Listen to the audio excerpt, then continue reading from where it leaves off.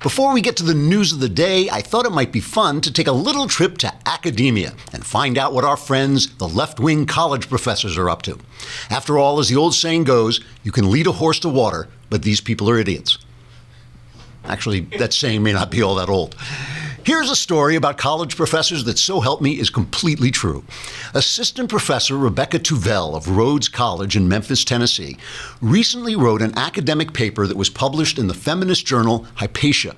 The paper was entitled In Defense of Transracialism. Transracialism, of course, is when you pretend to be a different race in order to pretend to be a victim of pretend depression. Assistant Professor Tuvell wrote that it isn't fair that society is increasingly tolerant of transgenderism, but remains suspicious of transracialism. After all, if we can pretend to believe people who pretend to be a different gender, why can't we pretend to believe people who pretend to be a different race? Ms. Tuvell wrote, quote, and this is a real quote, "We need an account of race that does not collapse into a position according to which all forms of self-identification are socially recognized, such as one's self-identification as a wolf." Ms. Tuvell's article set off a firestorm of criticism, with hundreds of other academics signing a petition asserting that it was dangerous and an act of epistemic violence to suggest that, quote, white cis scholars may even engage in speculative discussion of these themes. The journal Hypatia apologized for publishing the piece, but Susanna Walters, a professor of women's gender and sexuality studies at Northeastern University, apparently that's a thing, defended Ms. Tuvell, noting that Tuvell is a leftist feminist and therefore should be forgiven.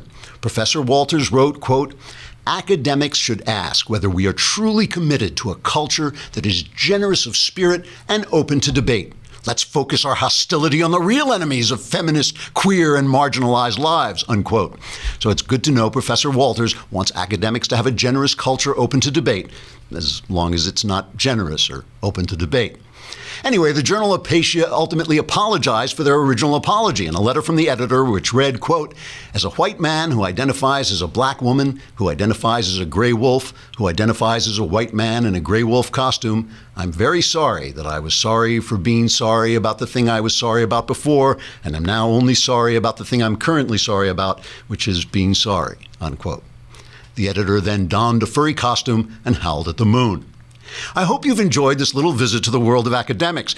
And if you happen to be a parent saving up for your child's education, you might want to consider spending your money on something more valuable, like string or one of those paintings of dogs playing poker. After all, as the old saying goes, to err is human, but these people are idiots.